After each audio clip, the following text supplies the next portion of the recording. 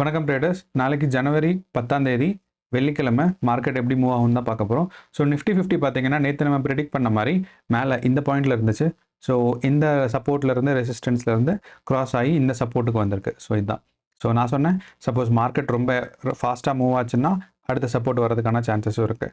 So நீங்கள் இது நம்ம ட்ரெண்ட் பார்க்கும்போது என்னென்னா மார்க்கெட் வந்து கீழே வரதுக்கான சான்சஸ் தான் இருக்குது. நான் உங்களுக்கு ஏற்கனவே சொல்லியிருக்கேன், நம்ம வந்து சிம்பிள் மூவிங் ஆவரேஜ் தான் ஒரு இண்டிகேட்டராக யூஸ் பண்ணுறோம்.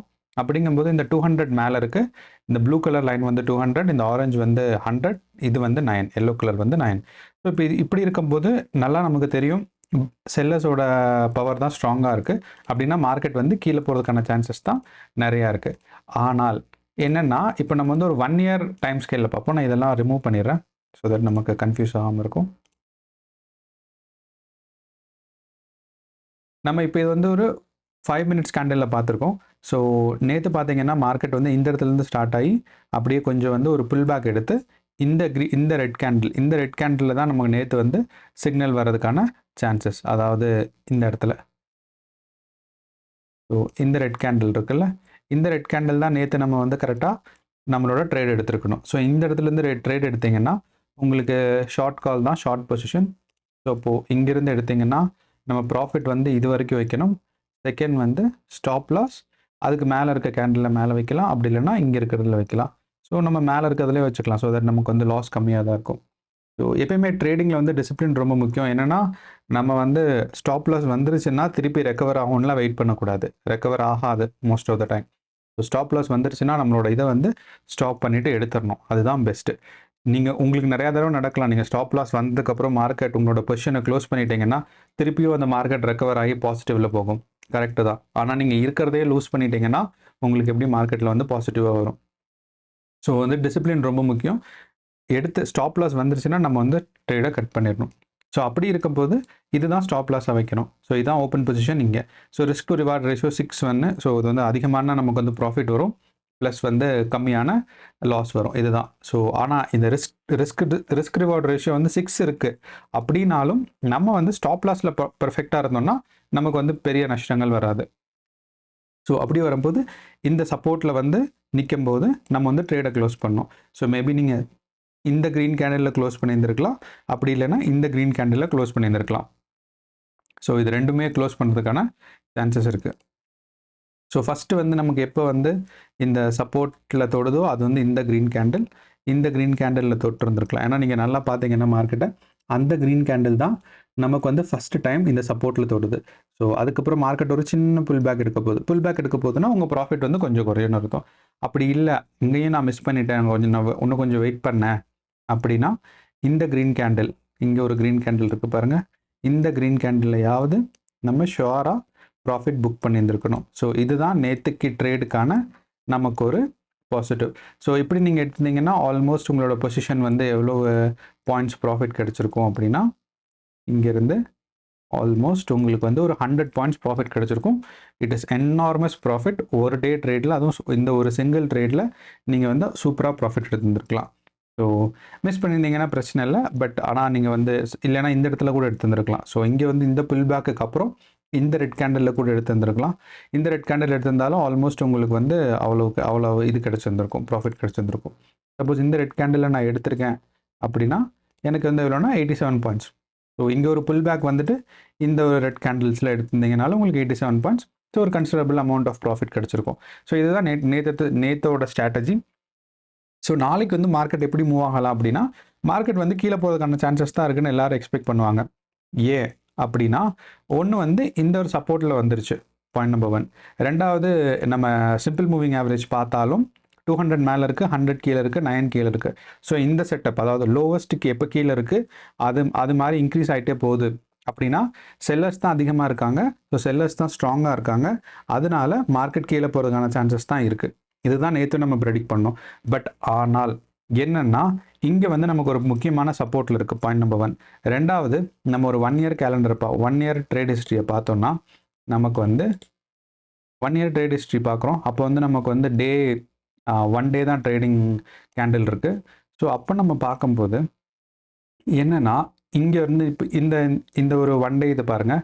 ஸோ டிசம்பர் 13லேருந்து மார்க்கெட் கீழே வந்துட்டு டிசம்பர் 31லேருந்து மார்க்கெட் மேலே போயிருக்கு. ஸோ இது வந்து ஒரு புல் பேக். அதாவது இங்கேருந்து ஷார்ட் பண்ணவங்க எல்லாரும் இந்த இடத்துல ப்ராஃபிட் புக் பண்ணனால மார்க்கெட் கொஞ்சம் மேலே போயிருக்கு. ஸோ இங்கே செல் பண்ணுவாங்க, இங்கே பை பண்ணுவாங்க. ஸோ பை பண்ணுறனால மார்க்கெட் மேலே போயிருக்கே தவிர இங்கே வந்து செல்லர்ஸ் அதிகமாக இல்லை, பையர்ஸ் வந்து செல் பண்ணியிருக்காங்க அவங்களோட பொசிஷன்ஸை, அதனால மார்க்கெட் மேலே போயிருந்திருக்கு. ஸோ இதனால புல் பேக்குன்னு சொல்லுவாங்க இந்த புல் பேக். ஸோ மார்க்கெட் வந்து இங்கேருந்து டவுன்ஃபால் ஆகி இங்கே ஒரு புல் பேக் போய் திருப்பி இங்கே வந்து இங்கே ஒரு புல் பேக் போயிருந்திருக்கு. இங்கே ஒரு புல் பேக் போயிட்டு நேற்று கீழே வந்திருக்கு. அப்படின்னா என்ன அர்த்தம்னா அடுத்த ஒரு நமக்கு புல் பேக்கான சான்சஸ் இருக்குன்னு தான் அர்த்தம். ஸோ இதை நம்ம பார்த்தோம்னா, ஸோ மார்க்கெட் இங்கேருந்து மேலே கீழே வந்திருக்கு, புல் பேக் எடுத்திருக்கு, திருப்பி கீழே வந்திருக்கு, ஒரு புல் பேக் கீழே வந்திருக்கு. ஸோ நாளைக்கு ஒரு சின்னதாக ஒரு புல் பேக் எடுக்கிறதுக்கான சான்சஸ் தான் கொஞ்சம் அதிகமாக இருக்குது. ஸோ அந்த சின்ன புல் பேக்னால ஆல்மோஸ்ட் இந்த ரேஞ்சுக்குள்ளே தான் இருக்கும். ஸோ மார்க்கெட் எங்கே இருக்கும்னா இந்த ஒரு 2 கேண்டில், இந்த ஃபஸ்ட்டு க்ரீன் ரெட் கேண்டலும் இந்த ரெண்டாவது ரெட் கேண்டலும் இந்த ரேஞ்சுக்குள்ளே இருக்கிறதுக்கான சான்சஸ் தான் இருக்குது. அது மீறியும் ஃபால் ஆச்சுன்னா மார்க்கெட் வந்து ஆல்மோஸ்ட் 23,300க்கு தான் ஃபால் பேக் ஆகும். ஸோ இப்போ நம்ம வந்து ஒரு 5 மினிட்ஸ் கேண்டில் எடுத்துக்குவோம்.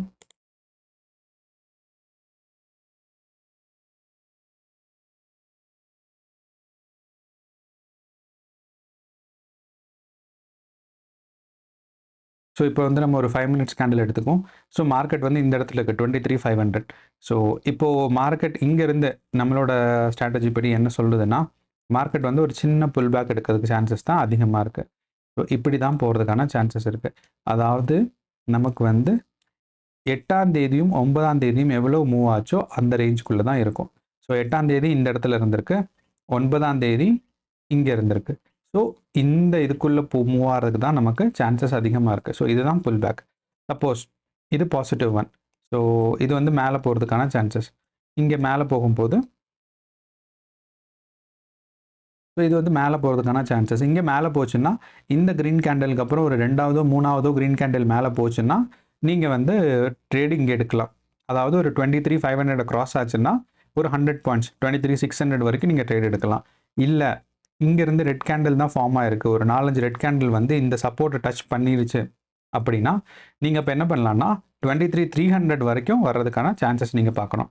அதாவது என்ன பண்ணணுன்னா, மார்க்கெட் ஃபஸ்ட்டு மேலே போகுதுன்னா இந்த இடத்துல க்ரீன் கேண்டில் வரும்போது நீங்கள் வந்து ஸ்டாப் லாஸ் எடுக்கணும். அதாவது இந்த இடத்துல லாங் பொசிஷன்ஸ் வரும்போது எடுத்திங்கன்னா மேலே போகிறதுக்கான பொசிஷன். ஸோ டார்கெட் வந்து நம்மளோட மேலே இருக்க சப்போர்ட்டு கீழே. ஸோ இந்த இடத்துல நமக்கு வந்து ஒரு 2-3 க்ரீன் கேண்டில் வருது, அந்த இடத்துல நான் வந்து பொசிஷன் எடுக்க போகிறேன். ஸ்டாப் லாஸ் எங்கே இருக்கணும்னா 23,500, அதாவது நம்ம கீழே இருக்க சப்போர்ட்டோட பாயிண்ட் தான் ஸ்டாப் லாஸ். ஸோ இங்கே மேலே இது வரைக்கும் போனால் நமக்கு வந்து ப்ராஃபிட், இது வரைக்கும் வந்தால் நமக்கு வந்து லாஸ். ஸோ இதை தான் நம்ம பார்க்கணும். ஸோ இது வந்து லாங் பொசிஷன்.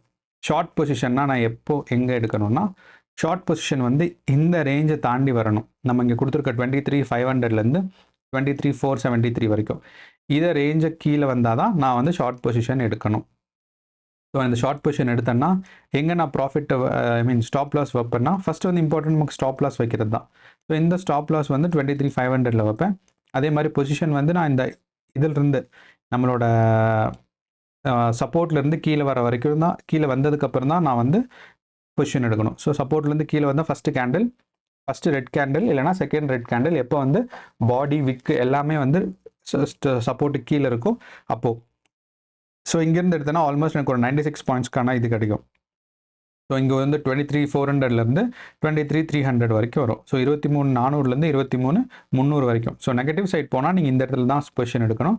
அப்போ வந்து ஒரு 100 பாயிண்ட்ஸ்க்கான உங்களுக்கு மூவ்மெண்ட் கிடைக்கும். ஸோ பாசிட்டிவ் சைட் போனால் 23,570, அதாவது 23,570லேருந்து 23,660 வரைக்கும் நீங்கள் போகலாம்.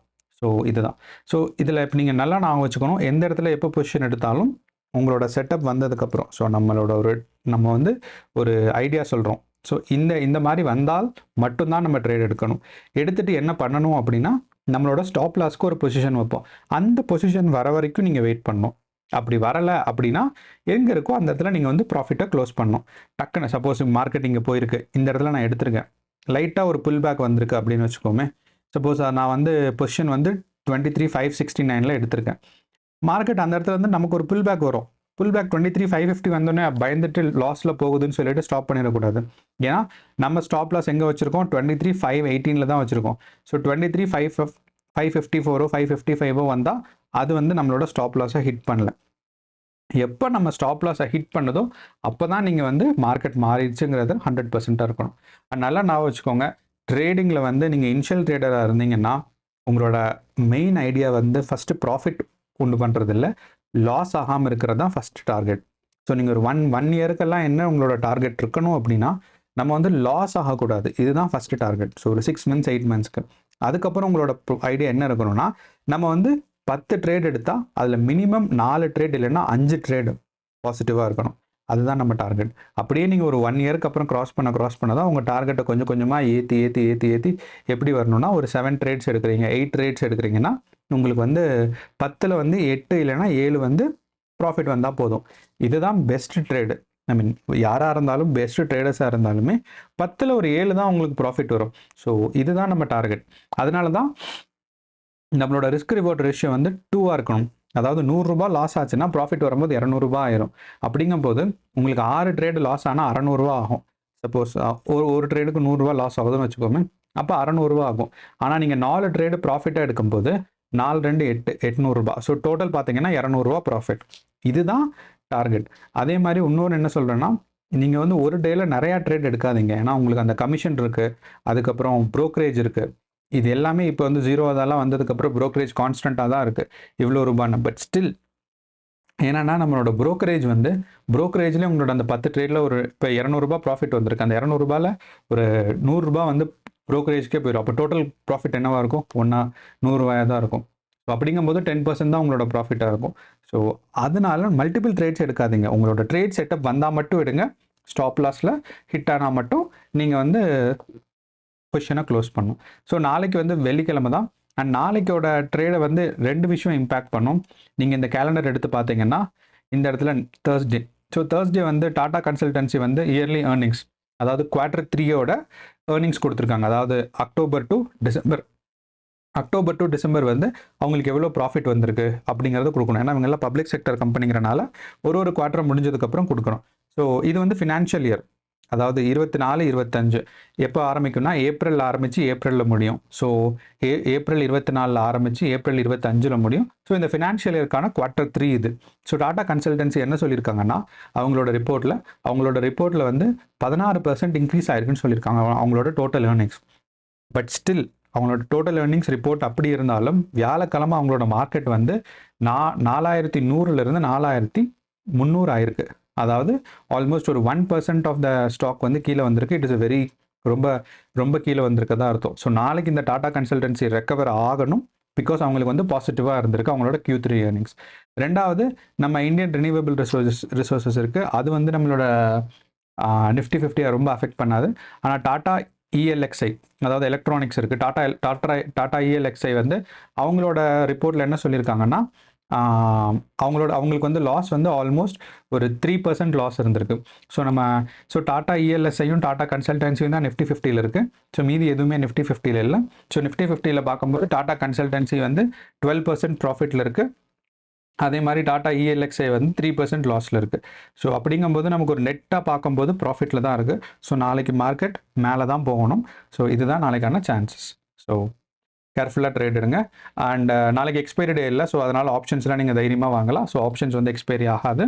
ஸோ மார்க்கெட் ஆப்ஷன்ஸோட ப்ரைஸும் நல்லா ஃப்ளக்சுவேட் ஆகாது. அடுத்து அவ்வளோதான் நாளைக்கோட ட்ரேடிங். ஸோ நம்ம சொன்ன பொசிஷன்ஸ்லாம் நான் வச்சுக்கோங்க. கரெக்டாக நீங்கள் வந்து ட்ரேட் எடுத்திங்கன்னா நல்ல ப்ராஃபிட் கிடைக்கும். ஸோ உங்களோட ஃப்ரெண்ட்ஸ் அண்ட் ஃபேமிலி யாராவது ட்ரேட் பண்ணுறாங்கன்னா அவங்களுக்கு இந்த வீடியோ ஷேர் பண்ணுங்கள். ஸோ தட் அவங்களுக்கு யூஸ்ஃபுல்லாக இருக்கும். அதே மாதிரி இது மாதிரி நிறையா டிப்ஸ் தெரிஞ்சுக்கிறதுக்கும் டெய்லி நிஃப்டி பேங்க் நிஃப்டியை பற்றியும் ப்ரெடிக்ஷன் தெரிஞ்சுக்கிறதுக்கு சேனலை சப்ஸ்கிரைப் பண்ணுங்கள், ஷேர் பண்ணுங்கள். நன்றி, வணக்கம்.